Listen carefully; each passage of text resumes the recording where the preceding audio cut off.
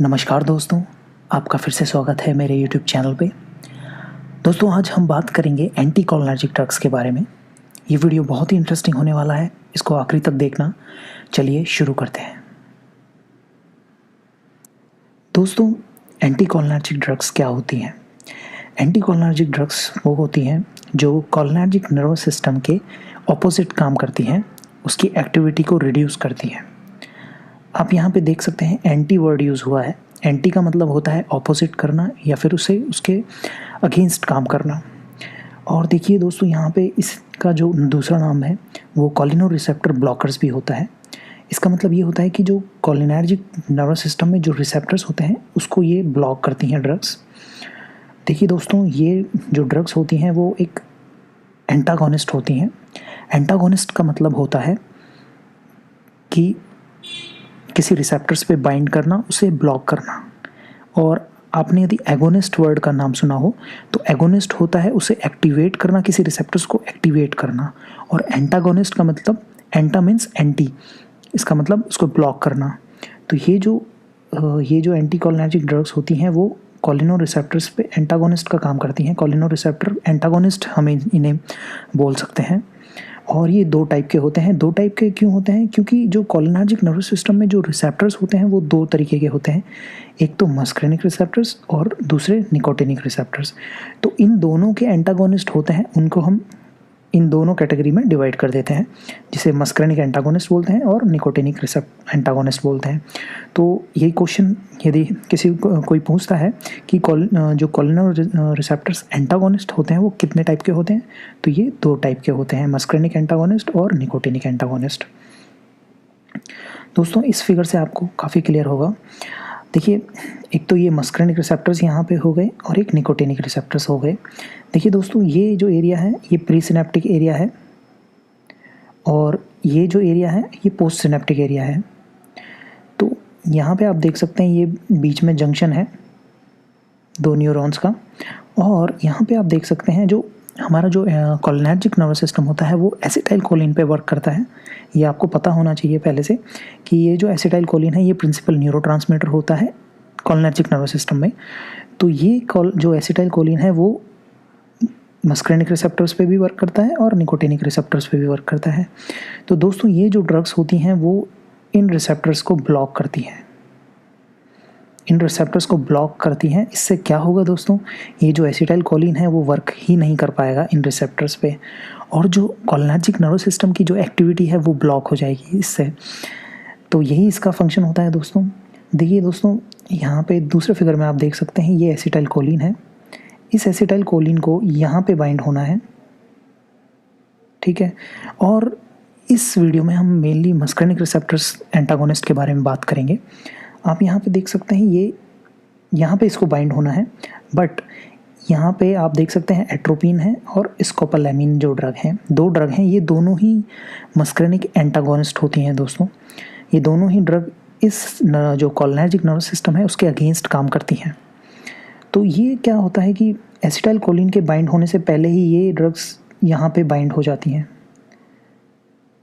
और जो acetyl choline है उसको जगह ही नहीं मिलती इस जगह पे। यहाँ पे आप देख सकते हैं इस रिसेप्टर्स पे जगह ही नहीं मिलती, ये पे ऑलरेडी ब्लॉक हो जाते हैं। तो इससे क्या होता है दोस्तों, इन रिसेप्टर्स की वजह से जो भी फंक्शन होते हैं वो सब ब्लॉक हो जाते हैं। ये बहुत ही इंपॉर्टेंट बात है कि इन रिसेप्टर्स की वजह से जो एक्शन होते हैं बॉडी में, जो भी एक्शन होंगे वो सब ब्लॉक हो जाएंगे। तो जो इन ड्रग्स का जो फंक्शन समझने के लिए आपको इन रिसेप्टर्स का जो नॉर्मल फंक्शन होता है वो समझना होगा, तो आपको ईजिली इन ड्रग्स का जो भी एक्टिविटी है वो समझ में आ जाएगी। देखिए दोस्तों, इस फिगर से आपको और भी क्लियर होगा कि जो पैरासिम्पैथेटिक नर्वस सिस्टम है या फिर कोलिनर्जिक नर्वस सिस्टम, ये देखिए दो नाम हैं लेकिन इसका सिनोनिम कह सकते हैं, इसका पर्यायवाची कह सकते हैं।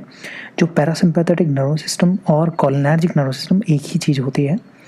तो देखिए इसके एक्शन क्या क्या होते हैं। यदि एक्शन आपको समझ में आएंगे तो आपके जो एंटागोनिस्ट जो ड्रग्स इस पे काम करती है वो भी आपको इजीली समझ में आएगा। तो देखिए हम यहाँ से शुरू से स्टार्ट करते हैं कि देखिए प्यूपिल का जो है कॉन्स्ट्रिक्शन करते हैं। तो देखिए ये जो ड्रग्स होती हैं जो कि पैरासिम्पैथेटिक नर्वस सिस्टम पे एक्ट करती हैं तो वो इसको अफेक्ट कर सकती हैं। यहाँ पे आप देख सकते हैं देखिए सबसे पहले जो पैरासिम्पैथेटिक नर्वस सिस्टम है वो कहाँ कहाँ काम करता है बॉडी में, वो आपको समझना होगा। फिर उसके बाद में ये जो ड्रग्स होती हैं इजीली आपको ये समझ में आ जाएगा। तो देखिए दोस्तों, और ये जो पैरासिम्पैथेटिक नर्वस सिस्टम पे जो ये है, इसके बिल्कुल ऑपोजिट ये ड्रग्स काम करेंगे, आपको ये चीज़ ध्यान रखनी है। और पैरासिम्पैथेटिक नर्वस सिस्टम को यदि आपको याद रखना है उसके एक्शन क्या होते हैं, ये बहुत ही इंपॉर्टेंट है, इसको ध्यान से सुनना। कि जो पैरासिम्पैथेटिक नर्वस सिस्टम होता है वो बॉडी में हार्ट की एक्टिविटी को डिक्रीज़ करता है। ध्यान से सुनना, हार्ट की एक्टिविटी को तो डिक्रीज़ करेगा और बाकी सारी एक्टिविटी को इंक्रीज़ करेगा। ये चीज़ ध्यान में रखना कि हार्ट की एक्टिविटी को तो डिक्रीज़ करेगा और बाकी सबकी एक्टिविटी को इंक्रीज़ करेगा। हम देखते हैं कैसे। देखिए जो आइज़ में जो प्यूपिल होता है वहाँ पे जो मसल्स होती हैं उसको कॉन्स्ट्रिक्शन करता है। तो कॉन्स्ट्रिक्शन से क्या होता है दोस्तों, मियोसिस होता है। जो प्यूपिल होता है वो कॉन्स्ट्रिक्ट हो जाता है, तो इसके कॉन्स्ट्रिक्शन की वजह से मियोसिस होता है, ठीक है। और जो ग्लैंड्स होती हैं दोस्तों, जो हमारे ओरल कैविटी में जो ग्लैंड्स होती हैं या जीआईटी में जो ग्लैंड्स होती हैं, उनमें सब में ये उसके सिक्रीशन को बढ़ाता है। तो ओरल कैविटी में जो स्लाइवेशन जो होता है उसको इंक्रीज़ करता है। कौन करता है? ये पैरासिम्पैथेटिक नर्वस सिस्टम करता है, ठीक है। हार्ट की एक्टिविटी को मैंने जैसा बोला कि हार्ट की एक्टिविटी डिक्रीज़ होती है पैरासिम्पैथेटिक नर्वस सिस्टम की वजह से। तो यहाँ पे आप देख सकते हैं ये ब्रेडिकार्डिया करेगा, स्लो हार्ट रेट को हम ब्रेडिकार्डिया बोलते हैं। और देखिए दोस्तों, मसल्स के जो है कॉन्स्ट्रिक्शन करता है ये। तो जो हमारे सांस लेने वाली जो मसल्स होती हैं, जो ब्रोंकियल स्मूथ मसल्स होती हैं, उनका भी कॉन्स्ट्रिक्शन करता है। तो दोस्तों उससे क्या होता है, ब्रीथिंग डिफ़िकल्टी हो सकती है, ब्रोंकोस्पैज्म होता है, ब्रोंकोस्पैज्म, ठीक है। अब क्या होता है जीआईटी में, देखो जीआईटी की एक्टिविटी को भी इंक्रीज़ करता है और पेरिस्टाल्टिक मूवमेंट जो होता है वो बहुत बढ़ जाता है, ठीक है। और इसमें जो अंदर जो सिक्रीशन होते हैं जीआईटी के अंदर वो भी बहुत बढ़ जाते हैं, ठीक है। तो जीआईटी मूवमेंट की होने की वजह से देखिए डायरिया हो सकता है, नोजिया, वोमिटिंग हो सकता है, ठीक है। अब देखिए गॉल ब्लैडर की जो एक्टिविटी है वो भी एक्टिविटी जो है इंक्रीज़ हो जाती है और जो गॉल ब्लैडर में कॉन्स्ट्रिक्शन होने लग जाता है, ठीक है। और जो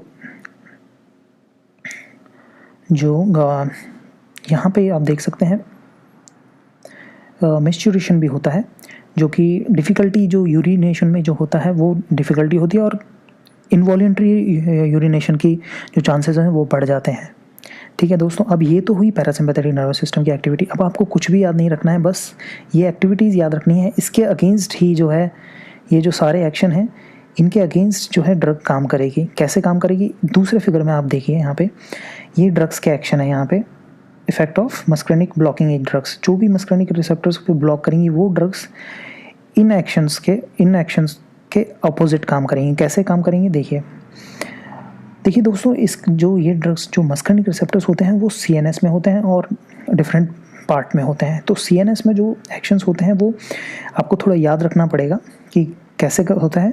तो देखिए इनका जो एंटी मोशन सिकनेस पे भी इसका जो है यूज़ होता है, मोशन सिकनेस में यूज़ होता है और पार्किंसन डिजीज़ में भी यूज़ होता है। पार्किंसन डिजीज़ में यूज़ कैसे होता है ये मैं आपको समझाता हूँ। देखिए पार्किंसन डिजीज़ में एक माना जाता है कि जो कोलिनर्जिक नर्वस सिस्टम की एक्टिविटी है जो है वो इंक्रीज़ हो जाती है ब्रेन में। तो ये ड्रग्स क्या करती हैं, एंटी कोलिनर्जिक ड्रग्स होती हैं, ये आपको पता है। तो इसलिए इसका यूज़ पार्किंसन डिजीज़ में हो सकता है, इसलिए इन ड्रग्स का यूज़ पार्किंसन डिजीज़ में हो सकता है, ठीक है। अब देखिए आइज़ में मैंने बताया था कि जो पैरासिम्पैथेटिक नर्वस सिस्टम है वो क्या करता है, मियोसिस करता है, यहाँ पे आप देख सकते हैं। लेकिन ये ड्रग्स क्या करेंगी, माइड्रेसिस करेंगे। मियोसिस का जो ऑपोजिट होता है वो माइड्रेसिस होता है दोस्तों। जो प्यूपिल होता है वो बिल्कुल डायलेट हो जाता है, ठीक है। तो ये ऑपोजिट वर्क हो गया, देखो साइक्लोफ्लेजिया और माइड्रेसिस, ये इसका इफेक्ट हो गया। और दोस्तों जो मस्करनिक रिसेप्टर्स होते हैं टोटल 5 टाइप्स के होते हैं, M1 से लेके M5 तक, ठीक है। और जो स्टार्ट के 3 जो होते हैं वो मेन रिसेप्टर्स होते हैं M1, M2 और M3, ठीक है।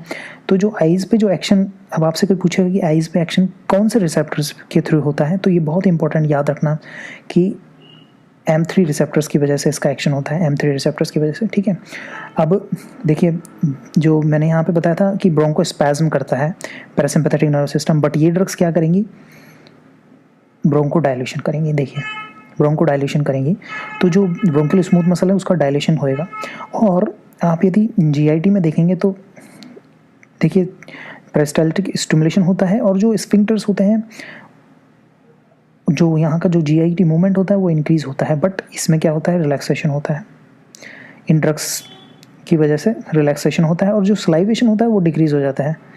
यहाँ पे देखिए कहाँ था ये स्लाइवेशन, यहाँ पे इंक्रीज हो रहा था बट यहाँ पे डिक्रीज हो रहा है इन ड्रग्स की वजह से। ये ब्लॉकिंग ड्रग्स हैं, ये किसकी ब्लॉकिंग ड्रग्स हैं, मस्करेनिक रिसेप्टर्स की, जो कि पैरासिम्पैथेटिक नर्वस सिस्टम में होते हैं रिसेप्टर्स, ठीक है।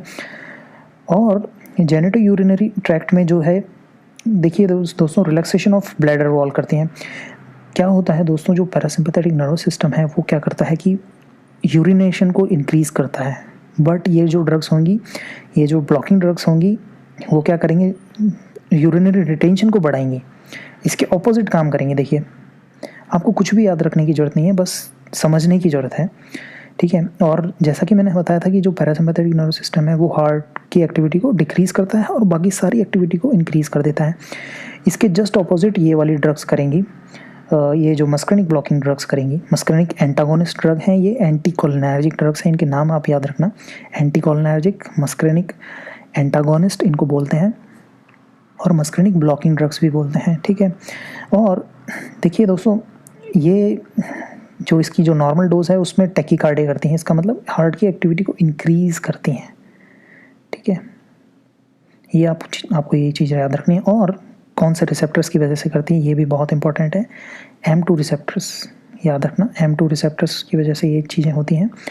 और जो ब्लड वेसल्स में होते हैं ये क्या करता है कि डायलेशन करता है मेनली, क्योंकि जो अदर जो स्मूथ मसल्स होती हैं उनकी एक्टिविटी को डिक्रीज़ करती हैं और डायलेशन करती हैं। तो ये ड्रग्स आप यहाँ पे देख सकते हैं,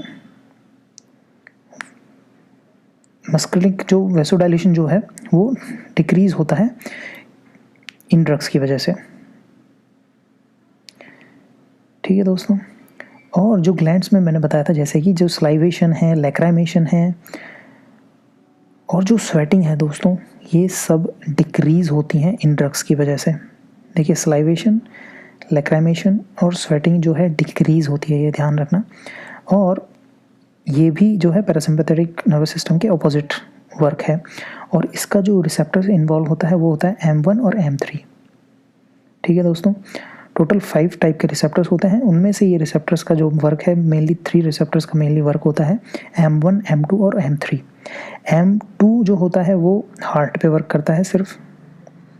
ये चीज़ें कुछ चीज़ें हैं ये जो आपको याद रखनी है, तो इसके एक्शन भी आप देख लेंगे तो एक्शन भी आपके लिए बहुत इजी हो जाएगा समझना कि क्या कहाँ इसका एक्शन होता है। देखिए दोस्तों हार्ट की एक्टिविटी को इंक्रीज़ करती हैं ये ड्रग्स, ये पैरासिम्पैथेटिक नर्वस सिस्टम के ऑपोजिट वर्क है ये वाला जो है। और किस वजह से करती हैं, M2 रिसेप्टर्स की वजह से करती हैं जो कि प्रेजेंट होते हैं हार्ट में, और जो AV नोड और SA नोड की एक्टिविटी को जो है इंक्रीज़ करती है, ठीक है दोस्तों। और जो ग्लैंड्स में आप देखोगे तो सिक्रीशन जो है वो डिक्रीज़ होता है, और मेनली क्यों होता है, M3 रिसेप्टर्स की ब्लॉकिंग की वजह से होता है, ठीक है दोस्तों। और जो स्किन और म्यूकस मेम्ब्रेन बिकम ड्राई, क्यों ड्राई हो जाता है, क्योंकि जब स्वेटिंग नहीं होगी, बॉडी में सिक्रीशंस कम हो जाएंगे तो ओबियसली जो स्किन है वो ड्राई होगी। ऐसे ही दोस्तों स्मूथ मसल में GIT में जो मूवमेंट होते हैं वो डिक्रीज़ हो जाते हैं, टोन और मोटिलिटी डिक्रीज़ हो जाती है। स्फिंक्टर जो है वो जो है उनकी एक्टिविटी इंक्रीज़ हो जाती है, जिससे क्या होता है कि जो स्फिंक्टर्स एक गेट की तरह काम करते हैं, तो गेट लॉक हो जाएंगे तो जो मूवमेंट है वो कम हो जाएगा और उससे क्या होता है, कॉन्स्टिपेशन का चांस होता है, ठीक है दोस्तों। और जो स्मूथ मसल्स होती हैं गॉल ब्लैडर में उसको रिलैक्स करती हैं।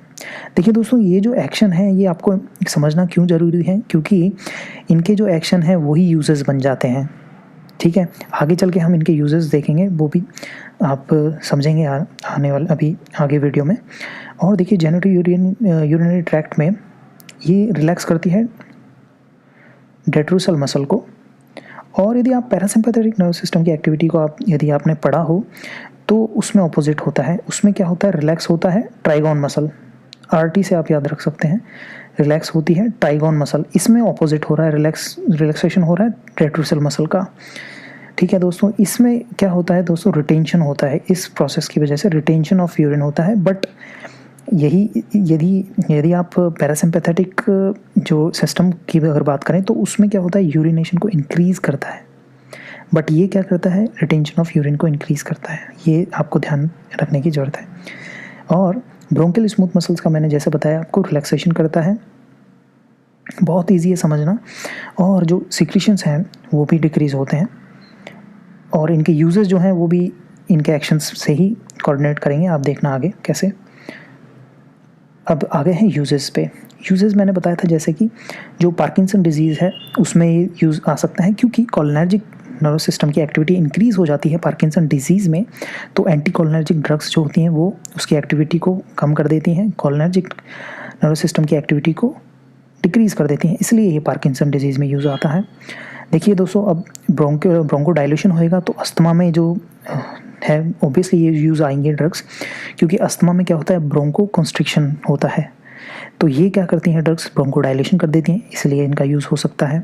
ठीक है, वेगोलाइटिक एक्शन क्या होता है, वेगोलाइटिक होता है वेगस नर्व की एक्टिविटी को डिक्रीज़ करती है और हार्ट की एक्टिविटी को इंक्रीज़ करती है दोस्तों, जो कि साइनस ब्रेडिकार्डिया जिसमें हार्ट की एक्टिविटी डिक्रीज़ हो जाती है उसमें इसको यूज़ कर सकते हैं, क्योंकि ये हार्ट की एक्टिविटी को इंक्रीज़ करता है। ये जो ड्रग्स होती हैं anticholinergic drugs, muscarinic antagonist drugs, और या फिर जो एंटीकोलिनर्जिक कोलिनोरिसेप्टर ब्लॉकिंग ड्रग्स, ठीक है, और एंटी स्पैस्मोडिक होती हैं डिस्मेनोरिया में। देखिए दोस्तों, जीआईटी में जो पेट में जो भी कॉन्स्ट्रक्शन जो होते हैं उनकी एक्टिविटी को, जो कॉन्स्ट्रक्शन होते हैं उनको डिक्रीज़ करती है, इसलिए इन्हें एंटी स्पैस्मोटिक ड्रग्स बोलते हैं, तो इसलिए इनका यूजेस भी उसी तरीके से होएगा। ठीक है दोस्तों, इंटेस्टाइनल, रिनल, बाइलरी कॉलिक में यूज़ होती हैं, जैसा कि मैं पहले ही बता चुका हूँ। इंटेस्टाइनल एक्टिविटी को डिक्रीज़ करती हैं, रिनल जो सिस्टम होता है उसकी एक्टिविटी को डिक्रीज़ करती हैं, उसमें जो स्पैज्म और कॉन्स्ट्रिक्शन होने की वजह से जो स्टमक पेन होता है उसमें ये यूज़ आती हैं ड्रग्स।